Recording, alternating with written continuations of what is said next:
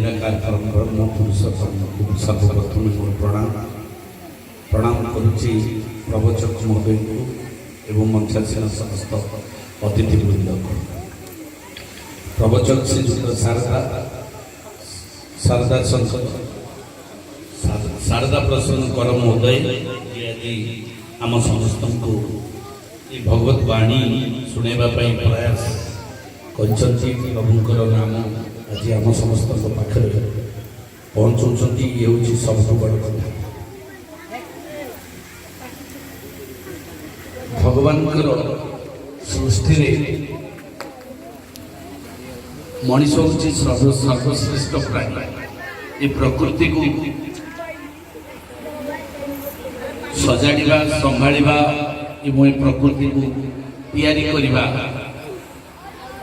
मनीषर जन्म। ये सृष्टि को सृष्टिर स्रष्टा जे परम ब्रह्म पुरुषोत्तम परमात्मा निराकार परम ब्रह्म सृष्टि मनीष जाति को धरा पृष्ठ को पठे था प्रकृति को संसार को रक्षा करने सहित ईश्वर को बुझापी आज रामायण कहु महाभारत कहु कि वेद गीता ये समस्त ग्रंथ ये मनुष्य समाज को सर्वोपरि सत्य को उन्मोचन करने ये प्रयास बहु मुनि ऋषि मानकर जन्म होती भारत वर्ष ये भारत वर्ष हूँ कला साहित्य संस्कृति मुनि ऋषिर देश। ये देश में धर्म रक्षा करने सदा सर्वदा प्रभु भगवान विभिन्न रूप में आसता केतबेले रामचंद्र रूप में आसी तो केतबेले श्रीकृष्ण रूप में आसी ज्ञान दे जाइछन्ति जो ज्ञान बल मनीष आज संसार ये धरा पृष्ठ को चली आज समय स्रोत जमी राति पर दिन हुए एवं गोटे दिन गति गला मास हुए मास पर वर्ष आसे वर्ष पर जुग आसे जुगरे विभिन्न जुगरे भगवान विभिन्न रूप में आसता सत्य त्रेतया द्वापर कली ये चारि जुगरे चारि जुग को नहीं समय चक्र से समय चक्र भितर बहु लोक बहु मनीष बहु मनीषी जन्म नहीं आज से सत्य को उन्मोचन करने आम समस्त पाखरे आध्यात्मिकता भावना ईश्वरीय भावना समस्त भीतर भरी रही बेले बेले ईश्वर भगवान सत्ता को विभिन्न रूप में विभिन्न समय विभिन्न अवस्था आम अनुभव करें देखु किए रामचंद्र रूप में किए हनुमान रूप में किए माता सीता देवी रूप में किए माँ संतोषी माँ रूप में से भावना को प्रस्फुटित करता आज जीवन सत्य प्रत्येक मनुष्य को बुझार आवश्यकता रही कारण संसार को मनुष्य आसी खाई पी संसार तैयारी करने जीवन लक्ष्य नुहे जीवन लक्ष्य हूँ सत्य को बुझा सत्य को बुझा अर्थ ईश्वर को जानिबा ईश्वर को जानिबा अर्थ निज को जानिबा जेतबेले मनुष्य निजे निज को चिन्ह पारे मु किए एवं मु कोठू आसी एवं मोर कौन करिवार आवश्यकता रही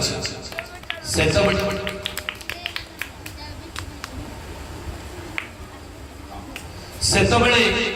मनुष्य निश्चित भाव में ओम ब्रह्मास्मि सारा ब्रह्मांड को बुझा ब्रह्म को बुझा पड़ो थे ब्रह्म को बुझिले निज को बुझीज ओम ब्रह्मास्मि मु हूँ ब्रह्म तो निश्चित भाव में निज भितर जो जीवन शक्ति रही जीवन प्रवाह रही प्रत्येक मनुष्य भितर जो जीवन प्रभाव सी गोटे प्रकार रक्त अलग हो पारे परिवार अलग हो पारे किंतु जीवन प्रभाव प्रत्येक मनुष्य भितर गोटे शिशु भितर जहाँ गोटे वृद्ध भितर सेया गोटे युवक भितर सेया गोटे आदिवासी भितर सेया गोटे सवर्ण लोक भितर सेया से गोटे हूँ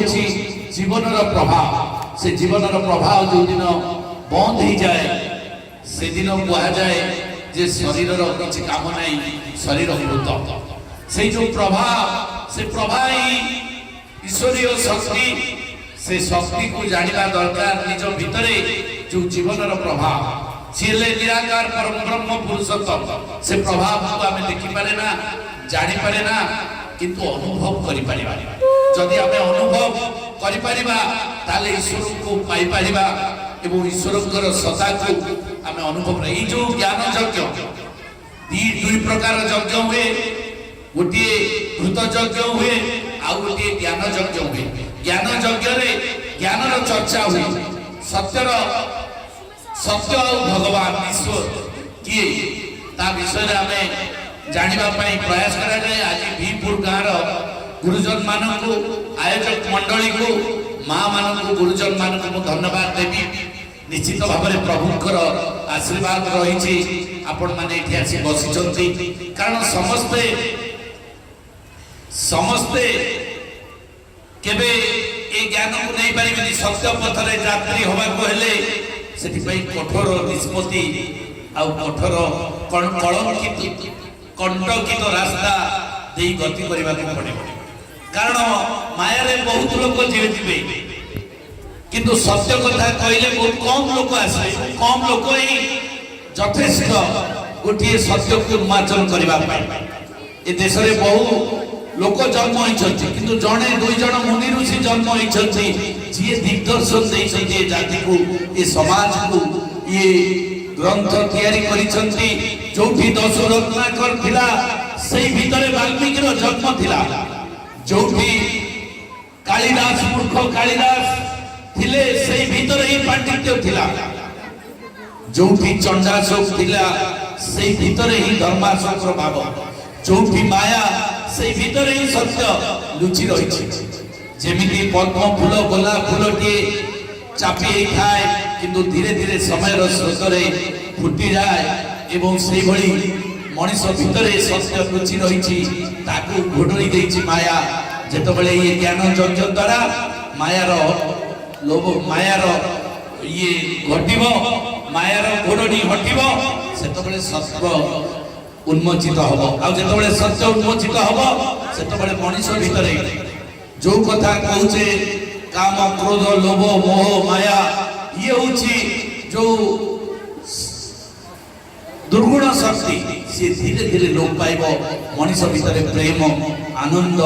शांत सरल एवं समस्त को भल पाइबा त्याग जो भल महनीय गुण सब तैयारी हम से जेते निज को चिन्ह जेते सत्य को